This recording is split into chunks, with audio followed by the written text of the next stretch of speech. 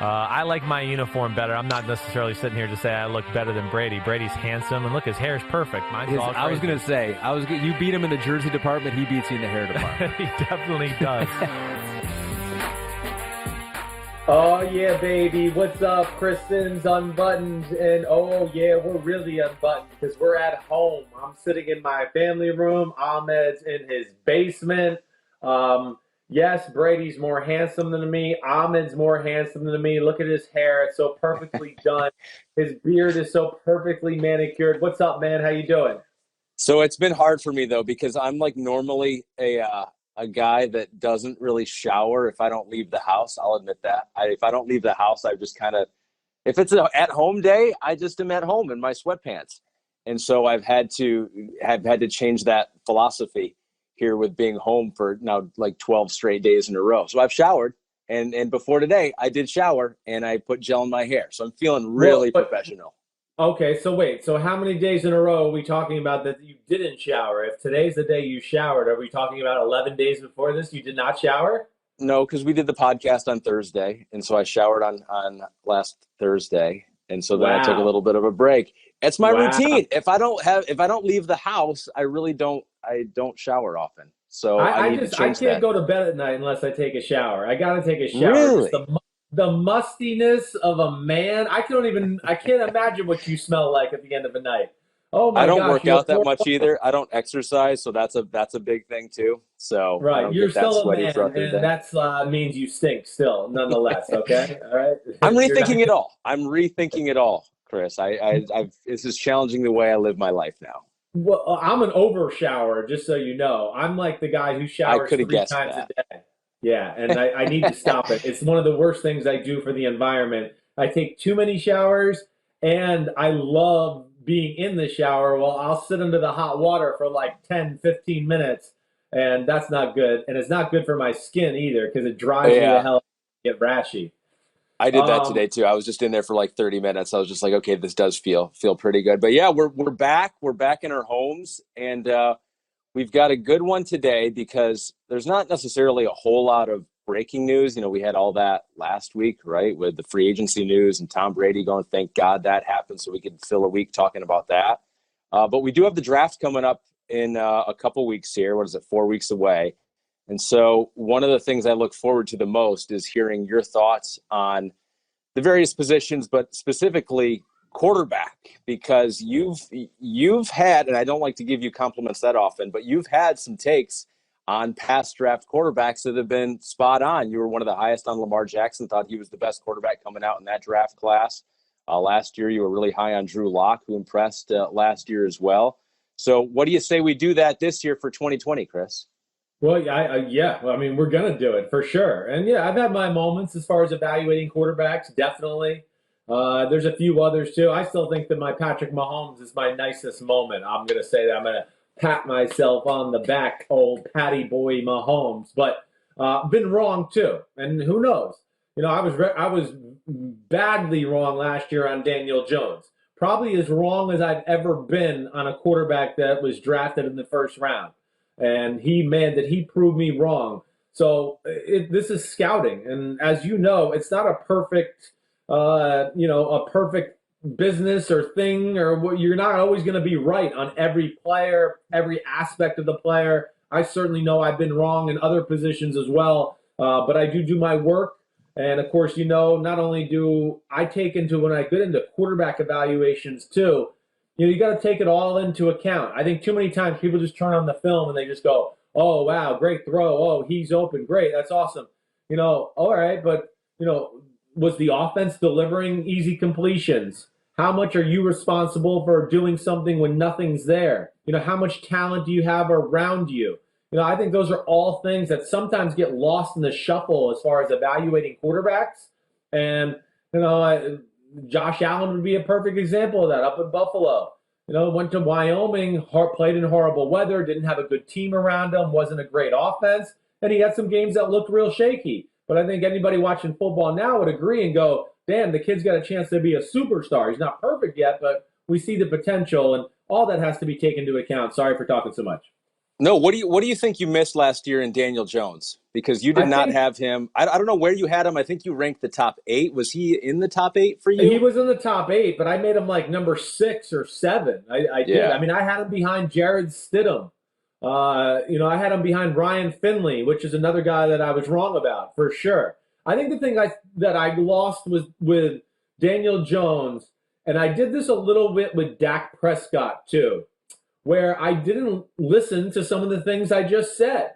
I didn't take into account what was being asked of him, the talent around him, the type of throws he was being asked to make as compared to the type of throws he's capable of making when asked to do it. I think those are the things I missed more than anything. And, it's tough. I'd like to sit here and tell you, Ahmed, that if I got to see these quarterbacks in person, I don't feel like I would ever get one wrong.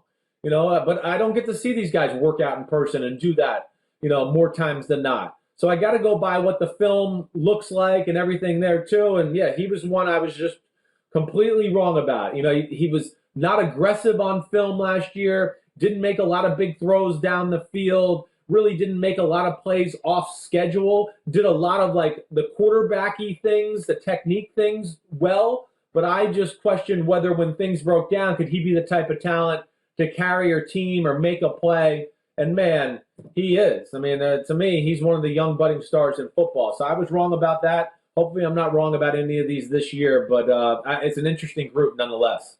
Yeah, and you were not alone on being wrong about Daniel Jones. There are a lot of people that were shocked with that pick, but so far, so good for the Giants. So here we go. This is the Chris Simms 2020 draft quarterback prospect ranking. How deep did you go here? I was kind of curious to see how deep you're going to go. Right. I mean, I watched 10 quarterbacks. I would say I studied, in depth about 7 or 8 of them. And then like a few down the line where I just watched some, first and second down tapes, a third down tape. But my focuses mainly are on the guys that are in the conversation for the top quarterbacks in the draft. I'll revisit some of the down the line guys as we go along here. But we're going to be doing a lot of pods here, talking about a lot of different positions. I can't look at like 20 quarterbacks on film right now and worry about that. So I got, top 8 or 9 down. Maybe it was 10 exactly. And now I'll move on to a new position and then revisit this. But feel like I got a pretty good feel for the class overall. What do you mean we don't have time? We're just sitting at home every second of every day, Chris. We have nothing to do. We're so bored. Dude, I hear you there. I am a little bored. There's no doubt about it. I'm going to drive my wife crazy. I think she's sitting here like, damn, get out of here. Damn. You might have heard me say this on PFT this morning. I was kind of like, man, I don't know what it is. I'm like stressed out. I'm anxious. And she's like, yeah, because you're a psycho and you're used to a schedule and you're off your schedule. So it is. It's throwing me for a loop. And with the kids being around and everything, it's a different time. She goes, I know it's bad for your health, but you need to go outside because it's way worse for our health for you to be here with us every second of every single day. All right. So I'm guessing you did top 5 then? It's kind of I did top 5. I did. Okay. And I think there's to me, there's a top 4, okay, that kind of stand alone. There is a number 5, of course, as we'll get to. And there's some other guys that are on my radar that I go, ooh, as I watch more of them down the line here, I'm not so sure they can't challenge, maybe to be in that 5th spot in the conversation. But got a little bit of everything in this class, and I'm excited to break these down. Number 5, the number 5 draft quarterback prospect in this upcoming 2020 draft for Chris Simms is? Well, Jacob Eason from Washington. Mm-hmm. I don't think this is anything that's shocking to anybody. First off, all right, so I'll stick to Jacob Eason. I'll go into some other stuff later on. But Jacob Eason, he's a huge man, right? I mean, he is more of your prototypical type pocket passing quarterback. He wants to stand in there and try to throw rifles all over the field. Now, the first thing is, I think that type of quarterback is a dying breed in the NFL. I really do. Quarterbacks that can't get out of the pocket, can't move around in the pocket, make plays off schedule like that. As you know, if you look at all the top quarterbacks in football, they're all capable of doing that. So that right off the bat, to me, is a little bit of a negative with Jacob Eason. Out of the top 5 quarterbacks, or out of a lot of the quarterbacks, he's not very athletic. I don't think he's going to make a whole lot of plays on his own. Now, does he have a big arm? Yes, he does, definitely. But I also don't know if he's got a lot of clubs in the bag, Ahmed. And when I say that, I think you've heard me make these golf references before. Everything's the driver. Everything's come out and let me crush it. But I don't see a pitching wedge. I don't see a 5-iron. I don't see a variety of throws, nor do I see a guy that's incredibly accurate and has a few little technical flaws that I don't like in the throwing either. So, good player. I do think he's a guy that probably needs to go somewhere, sit a year or two. He's got some potential, but I think he's got to speed up his release, speed up his feet, and just become a better overall athlete in general, and learn to throw in different positions and on the run and things like that. All were a little underwhelming to me. You know, like in the 1980s, 90s, a lot of guys would look at this guy and go, oh, he's a first-round pick. But the league has just changed. The quarterbacks are not the same anymore. And as we mentioned, you got to be able to move. You got to be able to throw from different platforms. I mean, 70% of the game of quarterbacks in the NFL, unless you have an unbelievable offensive line, you're leaning off your back foot. You're throwing sidearm. You're ducking to throw through a lane. You're on the run. You're on the run and you're setting up while you're also kind of moving but trying to get a setup. And those are things I don't see a whole lot from Jacob Eason. So is he a guy, and there are a few quarterbacks in this draft class that are foregoing their senior year. Is he a guy that maybe could have benefited from returning to Washington for one more year? I think that's a fair question. I don't know what again, I'm never going to be mad at a guy for going out there, getting his money, starting his professional career. Hey, for a lot of these guys, this is their greatest strength in life, and you only have a short time to capitalize. It's not like a doctor where you can, have a stethoscope on until you're 74 and still be an awesome doctor. You can't do that, right? So I would have liked to see him go back. Yeah, I do. I think there's some things there where he's got talent. He could have polished up some of these things we talked about and maybe be held in a little bit of a higher regard going into next year. But nonetheless, he's coming out and he's got some things I like, but certainly has some things he's got to improve on as well. It's a huge guy. A couple. He is a giant on the field. Almost like he reminds me, my comparison would be Ryan Mallett. All right. Do you remember Ryan Mallett coming out of Arkansas? Yeah. Right? Michigan too. Right. And he's got a big arm like him too, but underwhelming athlete. And I don't know if he's as good a thrower as Ryan Mallett was coming out in college either. So, these guys, this Mike Glennon, Brock Osweiler, those type of guys, man, I don't think they're going to be, you got to be more than that this day and age, like I said earlier. One of the things I noted here, I was just writing down a few things that a lot of the different scouts are saying with these quarterbacks. And one of the scouts noted that, powerful arm, but what he'll do is he'll drift back in the pocket, just keep drifting back, knowing that he has the arm strength to make a throw. So just like little things like you're saying, raw talent that still needs to be developed, but has these little quirks that maybe an extra year at Washington would work out, or maybe he does need to turn the page, go pro, and get some pro coaching there as well. Well, yeah, there is that aspect. You're right. Just go there, start being a football player 24/7, 7 days a week, and go with it. And Ahmed, you made a good point. There's no doubt there's some of that in his game, which leads to inconsistencies throwing the football. He steps what I call in the bucket sometimes, right? To use my clock analogy, if you're sitting in the middle of a clock and he wants to throw to 12 o'clock, he'll step at 9 o'clock to throw at 12 o'clock. And, that's going to lead to errant throws. Don't necessarily like that. And I'll tell you one thing. For a guy that's 6'6" and as tall as he is, he leans forward a lot as he throws. And it changes the trajectory of the ball where it comes out lower. And you see balls batted down from him from time to time, or he just throws balls low in general, where I want to go, man, one of your great advantages is your size and your height, and you're almost taken away from it by doing that. And those are things that are not real hard to clean up. I think he's a good enough athlete and has enough natural talent to clean up that aspect of his game. Jacob Eason, your number 5 quarterback. Number 4 for 2020. Number 4 is Tua Tagovailoa. Okay. Whoa! Tua is number 4. Yes, I know. Wow. Now listen. See, this is why I didn't want to know your list beforehand, because I wanted to be shocked like that, and I am shocked because in talking to you previously, I mean, you've interviewed him. You thought he was a pretty good guy, good character guy. I thought you kind of liked his talent. I'm curious about this one. I do like his talent. There's no doubt. Okay, there's a lot of things we got to take into account here. first off, the injury history is scary to me. There's no doubt about that. Am I taking a little off the table because of the injury history? Yes. Am I taking a little off just because he's injured right now? Yes. Am I taking a little off because after watching film, I think he's injury prone? I do. I'm not so sure he knows how to get out of harm's way. One of the first things that jumped out to me while watching film of him, and I'll get into his talent because he's got talent. I'm certainly not here to sit here. I mean, I really like this kid and a lot what he brings to the table.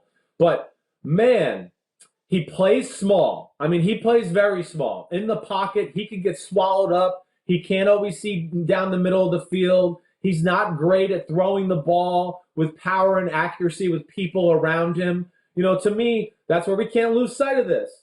Again, it's going to look good in Alabama. Everybody on his offensive line is going to start in the NFL. His top 2 receivers are going to get drafted in the top 25 of the first round, and the go-to receiver is going to be drafted in the top 10 or 15 next year. All right? So he had a ton of talent around. So this is where we got to be careful when we evaluate quarterbacks and just go, oh, man, look, he's spreading the ball all over the field. This is like a machine. And I want to go, okay, yeah, I get that. And he deserves some of that credit. But also, we can put a lot of quarterbacks in there, and that place is still going to look like a damn machine at Alabama. And that's not to take away from Tua. But those are some of my concerns right off the bat. And, yeah, as I just talked about playing quarterback in the NFL, Ahmed, unless you have the best offensive line in football, you got to make throws with people around you, down the middle of the field, hanging around you, feet in awkward positions. And that's where I worry about Tua a little bit, let alone, he's a gifted athlete. There's no doubt about that. He's got great feet. He can hop around the pocket. He's a good runner and all of that. Now, I don't know necessarily do I think he's going to be a great runner in the NFL. I don't think he has the type of speed that's going to translate to, oh my gosh, Tua's just running around, making plays, playing backyard football. No. I don't think he's that fast. Do I think he's fast enough to dance around the pocket and make some plays that way? Certainly. Now, do you have any questions or you want me to keep going? Yeah, no. So his running ability, yeah, I would almost say he's like a nifty runner, right? And he uses his running ability oftentimes, and was noted by a few scouts that I saw, to stay behind the line of scrimmage, buy him time, does a good job of moving safeties around with his eye. So there are some things that he does with his game where he doesn't have that overpowering arm, he doesn't have that blazing speed, but it does seem like, he's able to do those things, albeit, like you say, behind a really good offensive line with some really good receivers. But there are some things that do seem advanced with Tua, at least have been noted by some of the scouts out there. Yeah, well, I don't disagree with that. I mean, he's a natural at playing the quarterback position. He really does understand it. Now, he's had the great advantage, like we just talked about, of having talent around him and also being coached by the greatest coach in the history of college football. His offense is phenomenal. I mean, it's a very advanced college football offense. There's guys running free everywhere on every play. Now, is he an accurate thrower? Definitely. He's accurate. He does not have a big arm to what you mentioned, all right? And if you're, anybody watching this right now on our YouTube page, here's Tua on Twitter yesterday doing some drills, some cone drills, looks good, kind of showing off. He's healthy, Chris. He's proving you wrong. He's saying, I'm healthy, I can stay healthy. Look at me. Yep, I'm healthy. Look at that. He can backpedal to a cone. Everything's answered. That's all we need to know. I'm glad to see him back out there. I'm rooting for this kid. I am. There's no doubt about that. But, back to what I was saying a little, he is a machine throwing the football. He is accurate. But you mentioned it. It's not a great overpowering arm. So I do wonder, okay, if you're not in a great offense and your receivers aren't open all the time, how many great throws are you going to make, where, hey, the NFL open is different than in college? Are you going to be able to throw, hammer in a 20-yard out route into tight coverage? Those are things I'm not so sure about Tua. You're going to be able to hammer a 25-yard crossing route with traffic around you in the pocket and people in your face? I don't think so. So those are things that concern me. Let alone the more I watched Ahmed, I came away at first going, man, the kid's really accurate. And then the more I watched, I went, yeah, he's accurate when it's an easy completion. But when windows get tight or the coverage get tight and then he has to step on the gas and throw with a little bit more power, that accuracy does become compromised there. So Again, I love the player in a lot of ways. He just scares the hell out of me. Size is a skill. Tom Brady is playing still because he's big and he can throw the ball 50 yards in a pocket with people around him and not have to step into the throw and still get great velocity on it. And that's because he's got big hands, long arms, square shoulders. And, so there is something to size. I'm not saying it's always an end-all, be-all, but those are the things that concern me with Tua. He is very scary to me. I'm not necessarily sold that the type of style he plays will translate to the NFL, right? Like we saw Johnny Manziel. Oh, he ran around and did all these cool things in college football. Yeah, that's great. But in the NFL, you're going to play two defensive ends every week who run 4-5 or run 4-4. And if you're not running 4-4, you're not running by them. That's just the simple fact of the matter. And that changes the dynamic of the player in the game. So, and I'm just concerned with the injury history. I'm certainly docking him a little bit because of size, injury history, and further injury concern. So that's tough because a lot of the consensus mock drafts out there right now have him going in the top 5. But I think that's crazy. I think that's so. Crazy. If you were counseling your old friend Brian Flores there sitting at 5 with Miami, you say don't take Tua. I just would say at 5, I wouldn't feel comfortable about that. I think there's a lot of risk there right now, especially in a year where not sure he's going to be able to get evaluated by a medical doctor here in time before the draft and all those things. Yeah. Again, this is a first-round talent. There's no doubt about that. But, being in the top 10, it would scare me with Tua. And again, I think everybody's got to be a little careful about just looking at the bottom line results and going, oh, look at his stats. Look at his win-losses. Hey, the quarterback they ran out of town, Jalen Hurts, was like 25-2 or 25-3. So, you just got to be careful that you got to look at it and look to go, what's going to translate to the NFL? And there's some things there that I got some questions about, no doubt about it. Your first shocker of your quarterback ranking list, Tua at number 4. So I know who's in your top 3. At least I think I do right now, but I don't know the order. So we'll go number 3 for Chris Simms. Number 3, I'm going with Jordan Love. Jordan Love was a guy that I came away, I'm not going to lie. TV scouting, some of the things I saw this year and just a few games I caught or highlights, I came away going, I'm not so sure about this Jordan Love guy. I kind of went into watching film with a little bit of a, what do I want to say? A negative thought in my mind about because there were a lot of people that were saying he is a poor man's Patrick Mahomes or comparing him to Patrick Mahomes and some of the things he can do. And you were very skeptical about that comp, even if it was qualified with quote unquote the poor man's Patrick Mahomes. Yeah, right. Well, yes, he has some special things. I can see where people try to make that comparison, but again, it's Patrick Mahomes, and right now he is on the trajectory to be the greatest quarterback we've ever seen. He's certainly in the conversation already for one of the most physically gifted quarterbacks we've ever seen in our sport, and that's why I fell in love with him the first time I watched him come out in the draft, Ahmed. Now, Jordan Love has some really good physical gifts, too, that I really like. All right, first off, he has good size. He's a good athlete. He does a great job of staying in throwing position in the pocket. He's fearless that way, all right? He does have a big-time arm. He can throw it effortlessly, all right? I mean, he can throw 20-yard outs or 30-yard back shoulder throws to a wide receiver, and it's like a flick of the wrist. All of that is really good and checks out. I love it. Now, the big question with Jordan Love is going to be, man, he threw a lot of interceptions this year. What happened? Why was there a drop-off between 2018 and 2019? Well, one, they had a coaching change. And, I mean, just all you got to do is go back and look at 2018 highlights, and you'll just look and go, man, there's a lot of people open in these highlights, a lot of easy throws. They're impressive throws, but you just go, they're easy. 2019, that just didn't happen. Didn't have talent around them, not a real good offense. I looked at a lot of the interceptions, right? I looked at every one of the interceptions. Hey, there was, out of the 17, there's 3 or 4 where I go, damn, what's he doing? What's he looking at? That was stupid.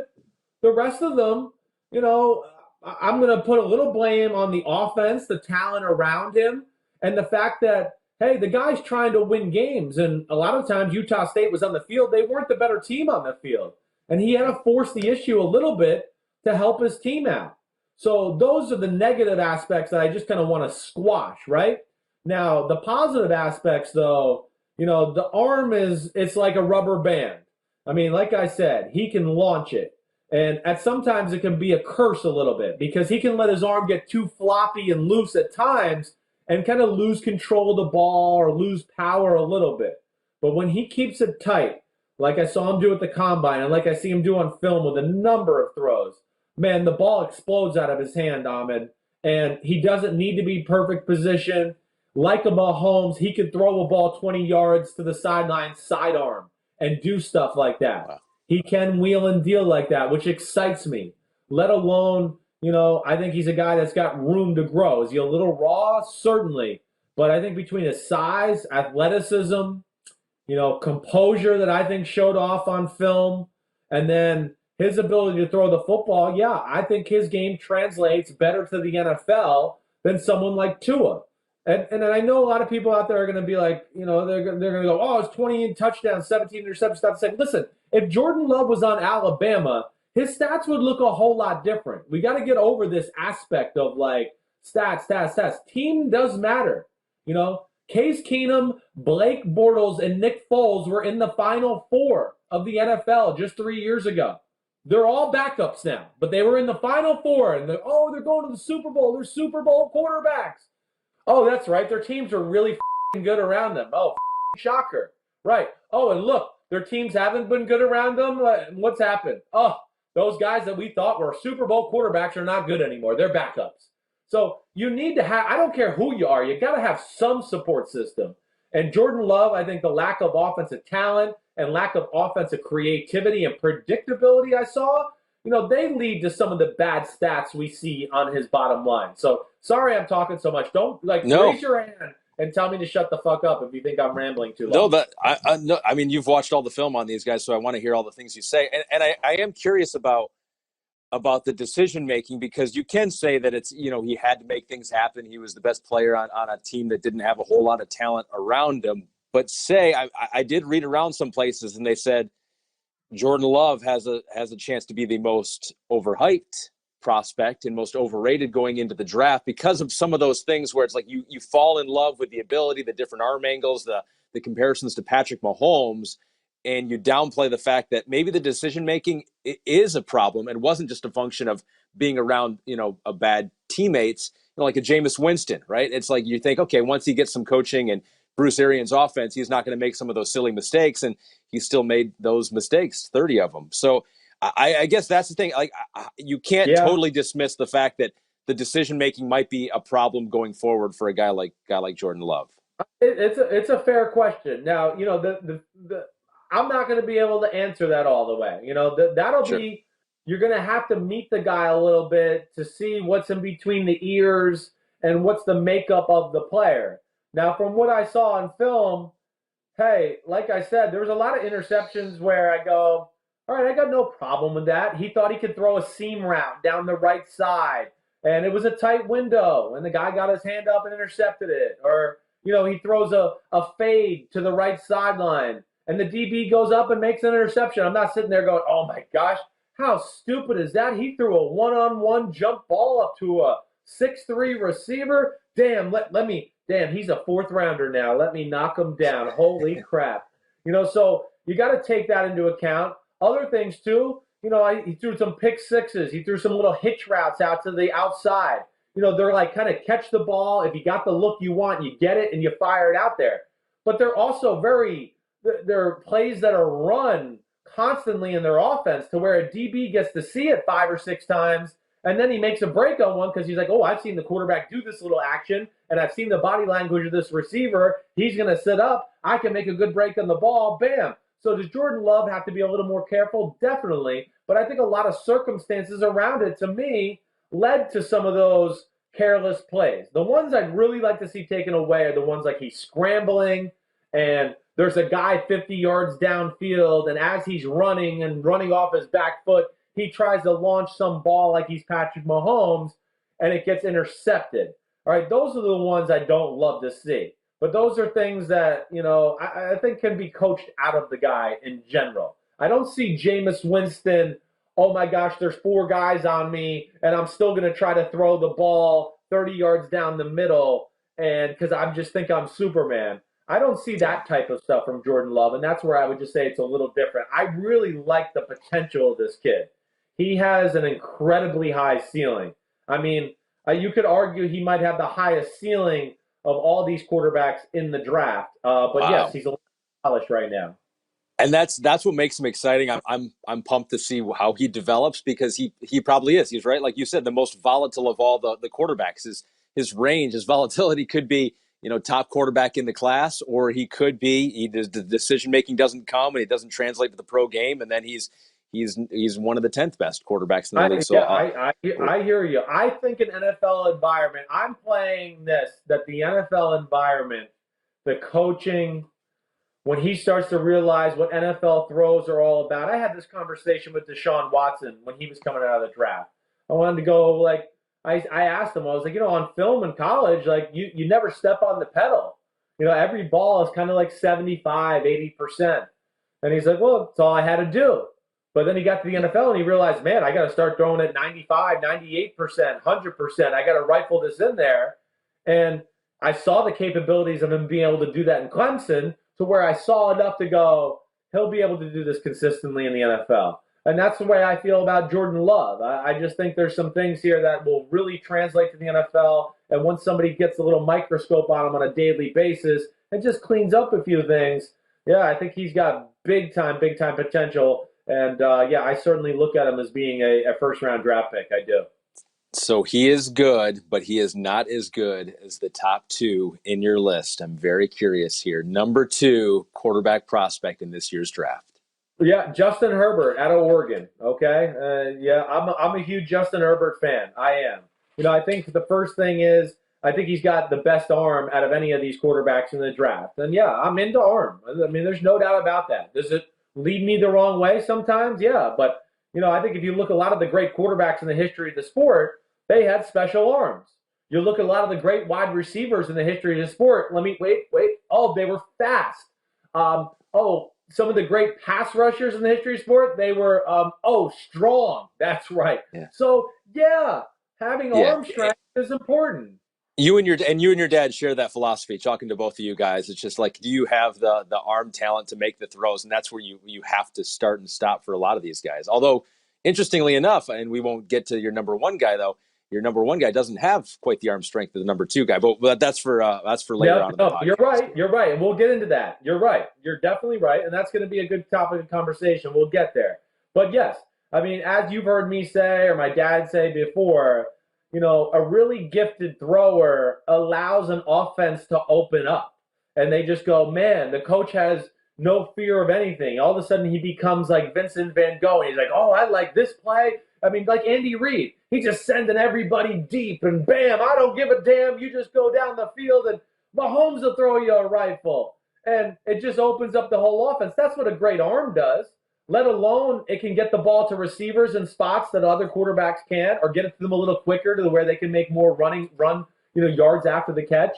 But Herbert, first off, really good athlete, can throw with people around him, and to me can make the most wow throws out of anybody I've seen in this draft at this point. I mean, he can make some throws where I just went, whoa, holy shit. I mean, that's a rifle. That's a missile, and not just that too, where I talked about like Jacob Eason, who, everything's as hard as he can throw it.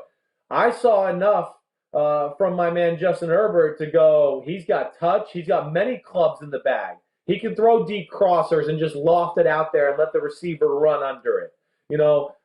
When he gets out of the pocket, and I should have said this about Jordan Love, I think Herbert and Jordan Love could move more. They need to scramble and run more, take advantage more of their athleticism. They sit in the pocket sometimes too long waiting to make the throw because they have such great confidence in their arm and their size and their ability just to slam it in there. But Herbert, also showed me the ability to move around and extend some plays. He's got pretty good feel in the pocket. And when he does run and opens up, right, he might not be the quickest or the fastest to accelerate, but he is the fastest quarterback out of all these guys. When he opens up, he can rip off a 30, a 40, a 50-yard run. I mean, it's a special athlete that way. So I like that. And then to go back into just some of the negatives you hear about Herbert, and I'm sure you got questions. But again, I'm going to blame a lot of the negative stuff I saw from Justin Herbert, other than maybe the Arizona State game, where it's probably the worst game he played in his college career. All the other downfalls I saw, I would blame offense. Or there's just so many plays where I'll go, okay, yeah, it's an incomplete pass, but if you and me were watching film, Ahmed, I'd go, where do you want him to throw it? Here's 5 guys. All of them are covered like glue. There's nothing to do. And then, just as we watch on TV, we see an incompletion. We're like, oh, I don't know what's wrong with this Herbert guy. I mean, he just can't make the offense go. Well, it's not always about that. So there is a lot to like about Justin Herbert and his skill set. And I think he has an incredibly high ceiling as well, like Jordan Love. I mean, they can be superstar physical talents who I think can take over games. What about the concern with him? Because, great size, great mobility, great arm strength, quick feet. He does so many things so well. But what about the criticism that sometimes it can appear robotic, or it's just not as fluid as you'd want, not as natural? Yeah, I think that's certainly a concern. Now, he relies on his arm to be a little bit what I call an independent contractor at times, where he just goes, I'm big, I'm strong, I don't need to use my body. I can just literally take my He threw right what, arm 70 yards, right? 70 yards without his that was insane. That's what I mean. So he's a little bit like you see with anything, Brett Favre, Aaron Rodgers, Patrick Mahomes, the gift and the curse sometimes, like the old Jay-Z album. It's the gift and the curse. Because, yes, sometimes you're such a gifted thrower, you'll lose track of your techniques and things like that because you're just like, oh, damn, I don't know. I'm getting it done. I'm throwing spirals. I'm throwing rifles all over the field. Yeah, there's some of that he needs to clean up. There's no doubt about that. I think I see it more on the short throws. The short throws are where you really need to use the body. You can't have a long windup to throw to a receiver 5 yards over the middle, right? I mean, you're going to throw a rifle to the guy where it's going to move so fast, he's not going to be able to catch it or make a play after the catch. So that's where I saw a little bit of it, but I also saw enough good throws to go, oh, no, he can wheel and deal and flick it out of his hand to the back out of the backfield or a shallow crosser to where, again, I just think in an NFL environment with coaching and things like that, I saw enough of it to go, oh, he can do it. Now he just got to refine it and somebody's got to stay on his ass on a day-by-day basis, and he'll become a machine at doing it. What do you think about, and we've talked about this before, and I think this is really interesting, the fact that he could have come out last year. I don't know where he would have been drafted, but it's likely it was a top 5 pick, maybe, certainly top 10. I think a lot of people were high on Justin Herbert last year, decided to go back to Oregon for his senior year. And there are some teams, I don't want to see that as a red flag, but see it as a negative of not wanting to come out and play pro ball when you were ready to play pro ball. I think those are real questions circulating around the NFL community. There's no doubt. Why? Why is that a concern? Well, because more times than not, guys that really, really love football are just itching to get to the next level, right? I want to get into the NFL and get started. I want to be the greatest of all time. I want to be Tom Brady or Terry Bradshaw or Joe Montana, right? That's usually what that guy is like. Now, he's different in the fact that he grew up there in Eugene, Oregon. One of his goals in life was to be the quarterback of Oregon. I think he was enjoying that aspect of it. But I think, Ahmed, that's just as I've had friends who've texted me, hey, what do you think about the quarterbacks and all that? I think a lot of them love his physical talent. I think the one thing they all want to get to know is how much does he love football? Is he a different guy? I think that's the one thing that's, scaring people. I think Andrew Luck has scarred people. They're going, damn, is this going to be one of those guys that 6 years from now is just going to go, I made a lot of money. There's more to life. Let me move on. I think that aspect scares people, especially when you're talking about your franchise quarterback where you're going to draft them in the top 15 or top 20 and you want them to be your quarterback for 10 years or so. You certainly don't want to have that. So those are fair questions. And again, those are things that teams are going to have to figure out on their own, meeting the player, getting to know him. But he didn't jump out to me as Bubble Boy when I got to talk to him and hang out with him at the Combine. I know he impressed people at the Senior Bowl with how he played and looked and acted there. So I think that should go a long way to calming some of those rumors or concerns. I think you're right. And the reports were that his interviews at the Senior Bowl and at the Combine were good too, left teams with a good feeling. So maybe that's not a concern for Justin Herbert, at least for some teams out there. And the last thing with him, like, I guess, again, this goes back to coaching and being a better offense. My biggest concern, I think, more than anything with him on film was, hey, sometimes he just stuck on the number one receiver too long, right? Hey, he's supposed to go 1 to 2 to 3, and he would just sit there and be like, come on, one, get open. Yeah. You're not open? Okay, I'm still going to try to throw a rifle into the perfect spot and fit it in there. Again, those are things I don't love, but I think those are things that if it's a smart guy who we know can take coaching, those are easy to coach out of a player. That's sometimes the curse of having a big arm. You just think you can always fit it in there. And I think this is not some idiot kid. I think he'll learn how to adjust, and he showed me enough on film that he is capable of doing it. It's funny you bring that up, too, because one of the notes that I wrote down was often waits too long to cut it loose. And I just assumed that maybe he was going through all of his progressions. But you're saying a lot of times it was just trying to get that number one receiver open. Well, and sometimes the offense was only for that, Ahmed. Like, I'd watch a play and go, wait, the play is to this one guy. He doesn't really have a choice. So there's only two options here. So he's got to wait for one of them to get open. And, there was a few times where I just went, get out, scramble, move, do whatever. But, again, I think he was in the worst offense of all these quarterbacks I watched, Ahmed. And that's, again, where you just got to be a little careful. Don't let the offense start to affect what you think of the player. And you got to take that into account when you evaluate these guys.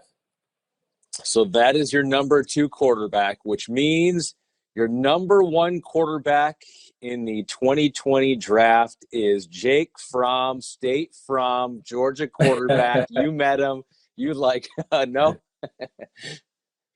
No, maybe not. No, maybe not. It's Joe Burrow. Joe Burrow, baby. Man, it's the cleanest film I've ever seen from a college quarterback. Okay? Ooh, what do you mean by cleanest film? I've just never seen more accurate throws, more proper decisions, more the ability to read and react in the pocket, like we were just talking about with Justin Herbert not getting off the number 1 read sometimes. He is so quick through his progressions and can go 1 to 2 to 3 and uncork it and let it go to number 3 and throw a perfect spiral. And it's almost like, man, how the hell did he get over there that quick? That was unbelievable. He evaluated the front side that quickly and got to the back side, and then saw the coverage and evaluated the throw. He's a natural that way. All right, he really is.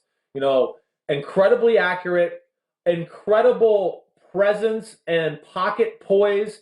He really can manipulate the pocket, Ahmed. That's, I think, a thing that jumped out to me more than anything. We talk about Tua hopping around the pocket, buying time, doing things like that. Burrow can do that every bit as well. It might not look as cool or as sexy, but, man, I was impressed with his ability to dance around the pocket, make throws with people around him, hanging around him, at his feet, never lost his accuracy. Ahmed, he can run. I saw him turn the corner a number of times in SEC football, which has the most pros on the field in any other conference. I like that aspect of it. And he wasn't a great offense. I get that. A great offense with great talent around him. But really, there's not a whole lot of negatives to his game other than his deep ball throwing. That would be the one negative I looked at. For a number 1 pick in the draft, I just wish he had a little bit more of a physically gifted arm. But I just think everything else is so damn good, you can't pass him up. Let alone, I know he's a stud in person. I got to see him at the Combine, not meet him, but really be in the same room with him and evaluate him. He's a franchise quarterback. He reminds me on the field. I know a lot of people say Tom Brady. He's a better athlete than Tom Brady and doesn't have as good an arm as Tom Brady. He reminds me more of Peyton Manning, honestly. I think he's more that guy than Tom Brady. Not necessarily going to wow you with all these unbelievable power throws, but the decision-making can make all the throws, and then the pinpoint accuracy to go with it, and then the size and strength to throw with a mosh pit around him and not be affected. Very, very special that way. So what about the same argument that you made against Tua? I mean, this is an LSU team that was stacked at offensive line. They had a good running game. They had a lot of good receivers as well. And so he also was playing in an environment, albeit against a good competition in the SEC, but he was playing in an environment with teammates that are going to be NFL players. No, you're right. That's where we got to balance. There's no doubt about that. Now, I think his size and throwing in chaos is much better than Tua. That's where, I would say there's a difference there. The ability to throw into tight windows accurately. That was off the charts good. I can't get over it. Now, like I said, I wish he had a stronger arm. And I'll say I don't see him throw off a whole lot of different platforms either. I don't know if he's a guy that's going to be able to, throw a sidearm ball off his back foot for a 20-yard completion down the sideline on, a deep out route. I don't know if he's going to be able to do that. That's not going to be his game. But yes, there's no doubt that he had big-time talent around him and a really good offense. But I do think he made a whole lot more throws with chaos around him and a whole lot more throws where receivers are tightly covered and he still gets it in there and throws it in the proper spot. And I think that's what impressed me more than anything. And again, it's not about what they did. It's also trying to figure out what's going to translate to the NFL. And I think that's where I give him a big jump over a guy like Tua. How much worry would you have, though, if you're Cincinnati here? Because at the beginning of the year, coming into the season, the college football season, Joe Burrow, some scouts had him as a fourth rounder. I mean, he was not seen as the number one quarterback going to be taken. Many people would have thought that's going to be Justin Herbert or Tua. So I'm not saying he did show a lot in this season of football, but you have that fear that it's a one-hit wonder, that some of the stuff just all came together in the perfect career year for Joe Burrow. Hadn't done it previously, wasn't on the radar, and all of a sudden, boom, here he is. That you have that fear that he turns into a pumpkin, and he's not the guy that he was for just that 1 year at LSU. Yeah, well, I understand that, but second year in offense, there's a big difference between you grow a lot, you get stronger, you get smarter when you go from 20 to 21. I mean, let's not forget, a year at that age is a big difference. You mature and change a lot physically, mentally, from 18 to 19 and 19 to 20 and so on. And I just don't give a damn what everybody thought before the year. I mean, we've seen people be wrong all the time. I mean, I've come through here. I mean, everybody's telling me Matt Barkley was the first pick of the draft. I mean, it's the first pick of the draft. I turned on that film and said, no, he's not the first pick of the draft or the second round or the third round. So they were all wrong about that. I think sometimes too much too, we get too into the the circumstances again and that leads us into the evaluation. I think people look at, he left Ohio State. All right, he was the starting quarterback at Ohio State. He got hurt, and then they gave the job to Dwayne Haskins. And I know that there was some recruiting politics involved in that decision. And Joe Burrow just said, fine, see you later, I'm out of here. So now he goes to a new school. He doesn't have the best, greatest year ever. His first year there at LSU, expected. I mean, they're a team that couldn't throw the ball ever in their history, and they were trying to change under Joe Burrow and change drastically. So, again, I'm not going to pay attention to a whole lot to those early evaluations. It doesn't hold any water to me all the time. And from what I saw from this year, it's really fucking good, Ahmed. So how about your tiers? Is he in a tier by himself? Do you put him close to Justin Herbert at 2? How do your tiers, just of your top 5 quarterbacks, look? No, I think that – all right, so, yeah, I think that he's a little bit in a class of his own right now. I would say that. I do. I think I'm going to put him in tier 1, and he's flying solo. Then 2, 3, 4 are all on the same tier to me. They are. It's very close. So Herbert, again, Love, and Tua all in tier 2 kind of for you. All tier 2. All have – incredible upside. Like I told you already, I think Herbert and Love have more upside or have a higher ceiling than anybody. I do. Now, is there a little bit maybe of more of a bust factor with those two as compared to Joe Burrow? Yes, there is. And I would say the same with Tua. I mean, Tua has a high ceiling, no doubt about it. I don't know if I think it's as high as Love as Herbert, but there is a bust factor there for him too. There is. And we talked about some of those issues. But I think those three. Herbert is clearly number 2 to me. Jordan Love and Tua is very, very close. It's obviously easier to like Tua's film when you evaluate him. It is. But again, you just got to take everything into account there and also try to project forward. And that's what I'm trying to do here. And Tua just scares me for the reasons I mentioned earlier. The size, the style of play, the type of hits he takes, has a hard time getting out of the way of big hits. That was concerning to me, let alone, I don't think he has a difference-making type arm either. So I think all those things lead me to just put him just at 4, just a little bit below Jordan Love. But I feel pretty damn good that Burrow and Herbert will not change as my 1-2 for sure. I've never been one to change much in general, but I think I'm pretty sold on those are 1-2. When I revisit these guys a little bit and watch a few weeks down the road, maybe I could switch it to a Jordan Love. But, I think I'm pretty comfortable with how I got them stacked right now. So where would they stack up to your guys last year? Because your top 5 last year, your 5 was Jarrett Stidham, your 4 was Ryan Finley, your 3 was Dwayne Haskins, 2 was Drew Lock, and number 1 was Kyler Murray. Would you still have Kyler ahead of all the quarterbacks if you included the ones from this year? I would, yes, I would. I would have Kyler Murray. Kyler Murray to me was a special, special talent and one of the easiest. It was like Patrick Mahomes to me. By like the 30th play, I just went, this kid's special. I was already sold. Like, oh, this is the number 1 pick in the draft. The power in his arm, the quickness of his release, his athleticism. There's a perfect example of like Tua to Kyler Murray, right? Kyler Murray's like as fast as we've ever seen at the quarterback position. He wasn't scrambling a whole lot this year. You know what I mean?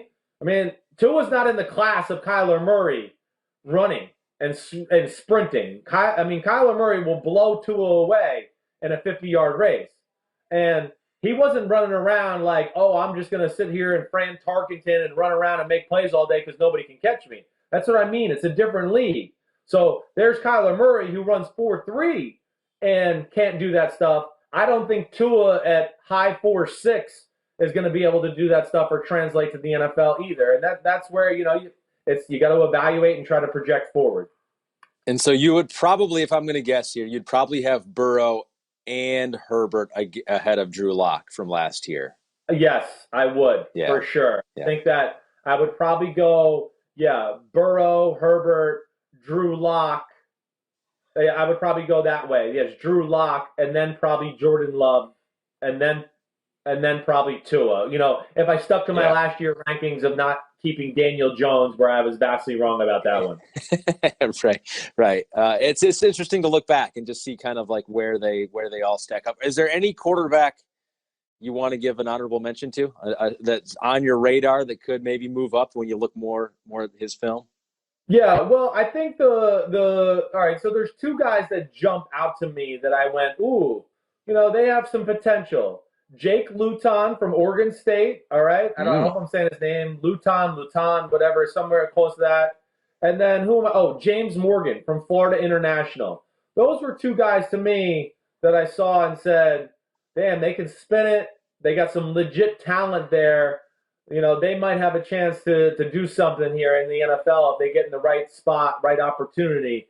They jumped out to me. Of course, Jalen Hurts, studied him hard. I like his potential. Now, I hear people trying to say, ooh, I think he could be a second-round quarterback. There's just no way I would draft him in the second round. There's just no way. He's a project. He can't throw into tight windows. He doesn't want to throw into tight windows. He looks to run first. So I think he needs to learn the quarterback position a little bit more and refine some of his throwing before I would say he's a second-round type pick. I think he's more of a mid-round. He might be a 4th or 5th-round pick where you go, we're going to play him in some different positions the first few years of his career, and maybe he can become a quarterback for us down the line. All right, so we'll see how that changes over the next few weeks here. Hopefully the draft happens. I think if it does, it will be it's all signs are pointing that it will happen, but everything seems to be changing by the hour. But I think that'll be a really fun event to kind of lose ourselves in and watch that unfold here in 4 weeks. Yeah, no, definitely. I think it's going to be an interesting conversation altogether. Just with where Tua goes, how teams feel comfortable with him. Justin Herbert, you raised the right questions there. I think those are legitimate around the NFL, but you're going to see the talent and some of the plays he makes on film and go, holy crap, that's a top 5, top 10 type play or throw. And then the Jordan Love aspect. Again, it's not perfect, certainly not. And there's going to be some moments where you're going to head scratch. You go, what was he thinking? Or, why did he do that? But you're also going to see a lot of other throws where you're going to go, damn, well, that was a throw right there. Woo, man, look at that release. So that's where it's all impressive. And that's where it's going to be very interesting as we evaluate these guys and see where teams feel about them going forward. Teams that need a quarterback could get one of those 5 guys. Before I let you go, the teams that need a quarterback could get Cam Newton, because it's kind of news that we knew was going to happen, but it's breaking now. The Panthers said goodbye to Cam Newton. They've released him. This just came out a few minutes ago when we were taping this. So no real surprise there. It was the end of an era, but I'm super interested to see what happens next with Cam and where they go. Yeah, me too. I mean, the thing that I keep going back to is, why didn't Carolina do this a month ago? That's where I don't quite understand this, because I think they could have probably drummed up some trade interest for Cam Newton to where they might have actually got some draft picks back for him. If they got 2 teams bidding against each other, they could have made something happen for themselves. But, now they're going to release him, and there's not many places for him to go. I mean, where does he end up? The only team I'd look at right now, the Los Angeles Chargers, which if I'm them, I would seriously consider it. They need the star power. I think he fits with how they want to try to play football this year without Phillip Rivers. Anthony Lynn, you've heard my dad say, he's an ex-running backs coach. He's an ex-running back in general. He wants to run the ball, play defense, take some shots down the field. I think Cam Newton does fit that style of play. But, of course, the big thing is going to be his health and where he's at. Yeah, I mean. Anybody else jump out to you? No, I mean, it seems. Here's what I think with him, and I've talked to you about the Chargers before too. I kind of want to see Tyrod Taylor get his chance, because I think he could be really good. But if you got the chance to get Cam Newton, I don't know. I think he's highly motivated. I don't know if he still has it, the physical abilities. If he still has it, we haven't seen it in a year, but I wouldn't bet against him. He's taken a lot of big hits in his career, but he's bounced back many, many times. And so a highly motivated Cam Newton going to the Chargers, going to the Patriots. I don't know. It's wherever he ends up, I'm going to be rooting for him, because I enjoy watching that guy play. Yeah, I do. Okay, Cam's one of my favorite watches in football as well. And as long as he's on the field and healthy, I can promise you his team has a chance to win the football game. I mean, he's that type of special talent. He's a game changer. So, yeah, I hope he's healthy. We'll see where it works. I know the Patriots thing, it's interesting. I don't think that'll happen, though. I don't think he's their type of fit. They got some salary cap issues. I don't know if they could fit him that way. And I know they love Jarrett Stidham. I just sit here right now just going, man, it looks like the Chargers or I don't know, maybe he just sits out and waits for an injury to happen in training camp or something like that, to where then he could come in and save the day. But there's not a lot of empty seats right now as far as the quarterback position is concerned. Or who knows? Maybe you can get $17 million being a broadcaster somewhere, or at least some people can get that. So maybe who knows? Yes, so maybe he considers that. Don't do that yet, Cam. Just keep playing football. That's what we want to see from you right now. Yes. All right, Chris, that's fun. That's it, right? We hit it all. Anything else you want to hit on? I think that was it. We got through your top 5 quarterbacks. You shocked me with Tua at 4. My jaw dropped. If we could do the instant replay, I was at a wide open mouth because I was shocked. But I thought this is what I thought. I thought you'd have Herbert 1. I thought you'd have Tua 2, and I thought you'd have Joe Burrow 3. I didn't know that Joe Burrow's tape was going to be that clean. So. Well, I know you've heard me rave about Herbert, and I do get very excited about his top-end talent. I do. But no, listen, I try to go with, what I see on film, evaluate the player. Hey, sure, I want to see decision-making and things like that, but I'm not going to sit there and go, oh, look at that 80-yard pass. That was amazing. Oh, that's right. He was wide open, and Ahmed could have hit him. I'm not going to sit there and go, man, that's unbelievable quarterback play right there. Look at that. He hit one of the greatest athletes in our country who was wide open and just threw it into a big pool, and the guy caught it and ran for a touchdown. Whoa, first-round pick. Like, that's the kind of shit that I think people get too infatuated at times. But nonetheless, it's an impressive group, and it's going to be a really good discussion going forward to see who likes these guys, whose style fits how they want to play, and all that. But you the man. We're going to do this again Thursday, right? We're back Thursday. We got Ask Me Anything on Thursday. So questions from the homies out there, anything they want to know from free agency or what else, throw it at us. We need them all. Throw it at us, and throw some crude questions in there for Ahmed Fareed, please. We need to know more answers to his life. I don't know what he does with his free time all the time. He doesn't watch movies. He has no bad habits. I don't know what he does. He seems too squeaky clean for me. Yeah, except they don't shower. You learned that about me. Rarely shower. Yeah. The days I don't leave the home. All right. You're the man, See you, Ahmed. Chris. Have a good day, dude. Later. You too, Chris. Peace out. Peace, homies.